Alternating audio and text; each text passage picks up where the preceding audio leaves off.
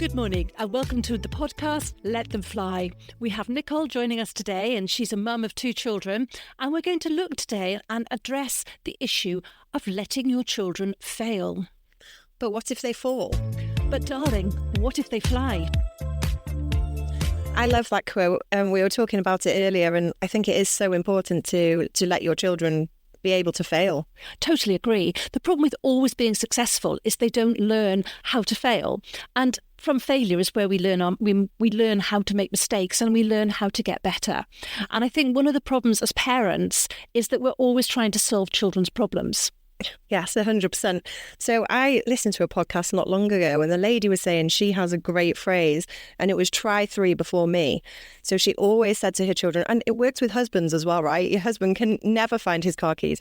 You literally say try 3 before me. That is such an amazing idea. And I think it also gives children more resilience, because one of the problems is that children rely on you so much. Mum, I can't do it. Mum, where's this? Mum, I haven't got. Mum. And I think it's really important that we do. And I love that. So try 3 before me. Yeah. That is brilliant. It is really easy to just step in all the time and rescue them. And, sometimes they can't put their shoes on and we just do it for them because I need to get out the door. We've got to get to work. But yeah, try 3 before me. Try and hold your breath and stay. And I think they need more support to fail. Definitely. I think one of the hardest things is you watch your child fall and you watch them fail, and your natural maternal instinct is to go and pick them up and make it okay. Mm-hmm. But the more we do that, the less they learn and the less times it is actually okay. Yeah, like failure, it builds resilience, it builds self-esteem. They have to learn to fail. And I think some of the schools these days, they're doing, everybody wins. But no, everyone doesn't win. And I don't teach my children this. We all come first, because when they go for a job interview, they don't come third. You win the job or you don't win the job. So they need to learn how to, That's absolutely true. And I think we get so many parents that phone up and they're saying, my child is failing, my child isn't working, my child isn't doing this, they're not getting a grade 9 in their exams. How do I solve the problem? And my answer to the parent is always, it's not how do I solve the problem, it's how do they solve the problem and what do they want to do about solving that problem? And unless a child has ownership of a problem, they really are never going to go on, pick it up and want to succeed. Mm-hmm. Yeah, and I think what we do in our household, we celebrate wins, but we always celebrate them losing as well. They do understand the difference between winning and losing. We go winner, chicken dinner. Do you want to do that again for us with the actions? It's a shame it's a podcast.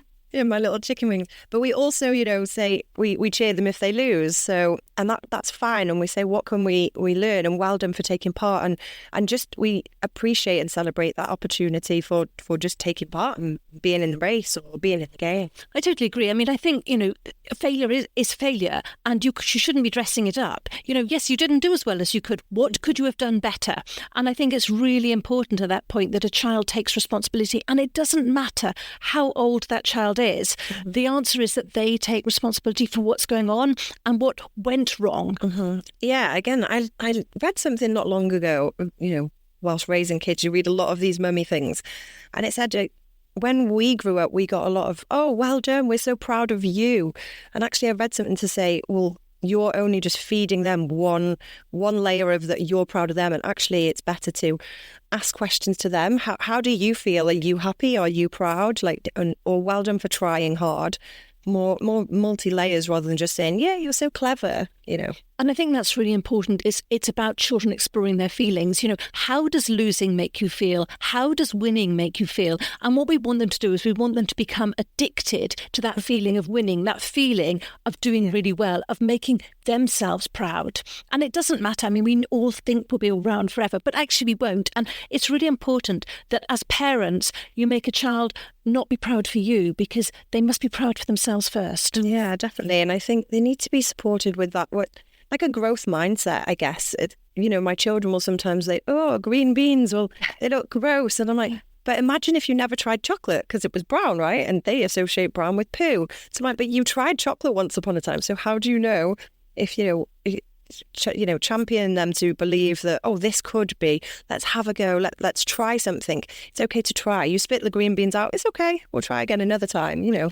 Even in food, you're winning and losing. Yes, totally agree. And my mantra has always been to never look back and say, I wish. And I've always put that onto my children. I said, say yes. It doesn't matter what it is. I mean, as long as it's good, obviously, but say yes, because yes leads you to more experiences. And quite often a child will say, but what if I don't make it? What if I don't win the race? But what if you do win the race? Yeah, and I think one of the girls before was saying, like, you're failing forward. And that's such a good thing to think of, because it is just another step to getting better. Like, kids have to, I always say to them, but you're learning. They'll say, oh, I didn't do it right. Or, my daughter loves drawing and she'll draw the tail wrong and she'll scrumple the whole thing up. And I'll say, it's okay. That cat can have a quirky tail. Next time you can learn to draw it, in the right direction rather than coming out its ear. So it is just about, supporting their attempts, really. And then, and go forward. And I totally agree with that. I mean, I think one of the problems is that if they don't fail, they've never done anything, because nobody is perfect first time round. Yeah. And if you try to encourage a child to think that they will be perfect at something, they won't do it, because the fear of failure becomes too big.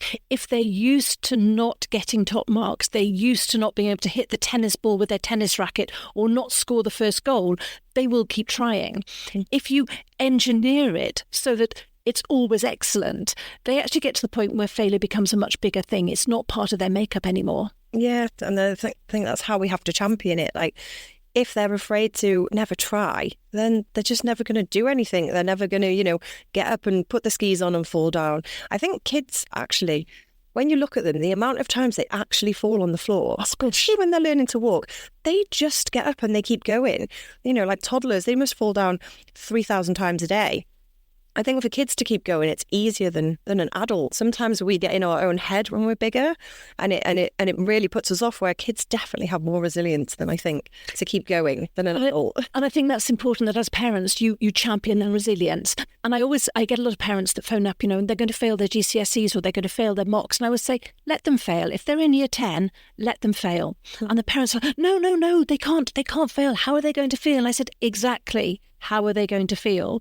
But they might give up. I said, they might not give up, but they might take ownership. And the problem is, parents want to solve that problem. They want their children to get top marks all the time. And by wanting that, they're never allowing that child to learn. And I'll say to a parent quite often, you tutor a child now, you're going to be tutoring them through university as well.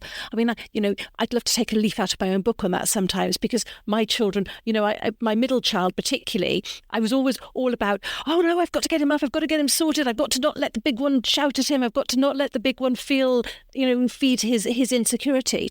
And I learned my lessons, that actually failing was the biggest lesson they had to learn.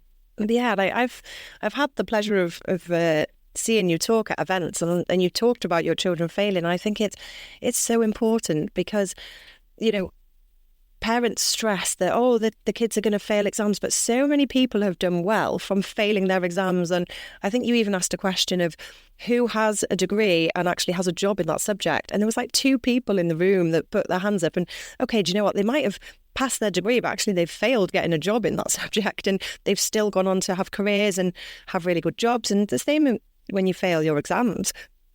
There is life after exams, there's so many opportunities. And I think it's about being on the right path. And I think unless a child is all-rounded, they will never make that own path for themselves, and sport is a particularly good way of encouraging children to fail. There will always be a winner and loser in a game of rugby or a game of football or tennis or gymnastics. And it's so important that they take part and that they get both sides of that. I think as well, it's harder to fail than it is to lose. Like, someone was saying, if everything goes well, you actually don't learn something. It's when you start failing that you start to question and learn, what can I do better? Because if you just run a race and you run and you win, you just have that elated feeling of, woohoo, I've won. If you've fallen down, your body's had to go through get up, mentally be stronger to win the race. And next time, okay, I'm going to tie my shoelaces tighter so they don't come undone. I'm going to try not to fall. I'm going to focus.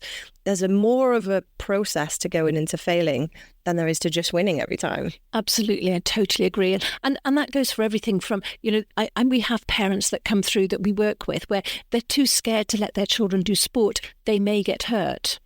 But what else are they learning from getting hurt or from taking part?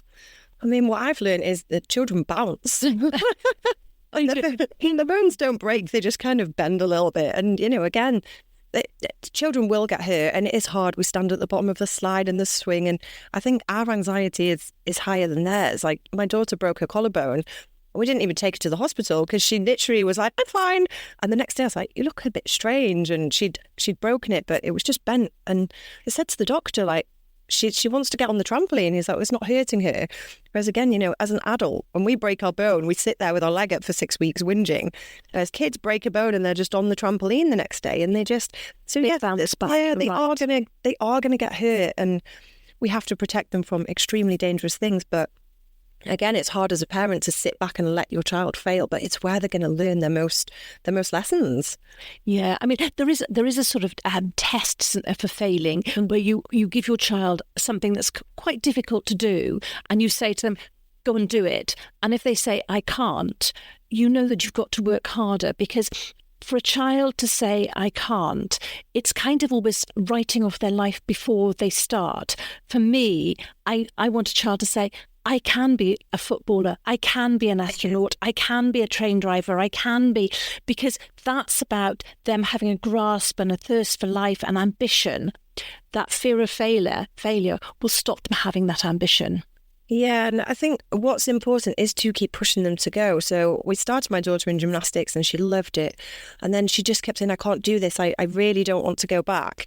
Whilst I didn't want to force her into an environment she wasn't happy with, we looked at other gymnastics, and she started one of the weekend and she absolutely loved it. So I think sometimes it can be environmental, and they get into their head, or the room is scary, or they don't like the teacher. And I think as long as we keep saying, okay, we don't just quit and leave gymnastics, let's find a different coach, let's find someone that's, this class is much smaller than when we were going. And I think it's more suited to her personality, because the other class was really overwhelming. So I think it's just that there is a journey. Even as a parent, we took her somewhere that was way too advanced, the Olympic coaches, and it was her first lesson. And so I feel like we failed as a parent putting her into something so big at the age of 4 she was when she started. And yeah, so it's okay. It failed, we tried, and we moved to a different one, and it's going, fingers crossed, much better. I think sometimes actually the dreams of parents can be quite over-ambitious sometimes, and we have to manage our expectations about the age and what of the child, but don't ever manage your child's expectations, because your child will believe they can do it. If you say, go and do this, your child should have that true belief that they can achieve it. Yeah, so she'll go to school and be like, I could do gymnastics, I could do a cartwheel. I mean, it's embarrassing. but it's not. It's not. Yeah. She's so proud of that achievement. She's so proud of it, but she just flops on her face, and she just they get back up and they keep on going. But... And she'll keep trying until she gets it perfect. And when it's perfect, she'll know. Yeah. So, yeah. I mean, I think, our discussion here is all arriving around, your child, it's your child's life. Mm-hmm. It's your child can make it as big or small as they want. I've got a very good friend who's a footballer, and he never had a plan B. He had a plan A. And I think it's really important that whatever your child wants to do, they should be told they can do it. And if they have a bump in the road or they have a setback on the way, it doesn't matter, as long as that plan is still enabled through even a slightly different route. We can't always move forward, but we can sometimes move diagonally to get to that same point. Mm-hmm. I think my top tip for parenting on failure is avoid watching them. I pay for all these classes, and when you go and watch, you can get annoyed when they're not trying, or they talk to their mates, or they run out and they go to the toilet for the 3rd time in the class, and you're like, why am I paying for my son to roll around on a football at 8 o'clock on a Saturday morning? I found it's much easier to, one, not be there as a parent, because I think that they use you as like hiding behind them. And then 2, if I don't have to see them rolling around on a football, I just think in my head that they've done an amazing football class and learned everything. Yeah, but I think that's true. It's very easy because mum's always solved my problems. Let me go back to mum, and mum's going to tell the coach that he's asking me to run too far, or he's asking me to do something I don't want to do. But no, you absolutely can't, because that's all part of that learning process. And I think it's very, the thing that we're taking away really is failing isn't failing, failing's learning. And if you look at it in that terminology, it's a completely different picture that we're painting. Yeah, and I think, again, it's just coming back to that, championing them for failing. We always celebrate them failing, even when they fall over or they don't get it right. It's like, it's okay, we'll keep trying. That's part of life. It isn't just try once and you can stand in a handstand for 10 seconds. You have to learn, you have to build their muscles and just keep continuing down their little path, really. So what we're saying today, our takeaway from our podcast today, all about let them fly, is let them fail, because failing is part of that journey to making them better people and stronger and more resilient and actually more successful in the long run. Anything you want to add to today? Yeah, I think my key takeaway is, as parents, it's hard. It's probably harder for us to watch them fail and let them fail. And every parent wants their kid to win the sports race. And it's just, as a parent, stepping back, they are going to bounce. They are going to get there. And it's just holding your breath for a few minutes and letting them fail and supporting them through the failures, helping them to point their own failures out and their own path to, improving, and then celebrating those wins and the winner chicken dinner. Well, I'm taking away from you, try 3 before me. I absolutely love that. I think that is best advice I think I will ever hear from a parent. I'm going to be sharing that across the world, but I'm talking to all my different parents. So thank you very much today. We've winged yet another episode. We are gradually getting better at the equipment. So please join us again for our next episode of Let Them Fly. We hope you're enjoying the episode so far of Let Them Fly, and we look forward to you joining us next week when we address maths anxiety. And yes, it is real.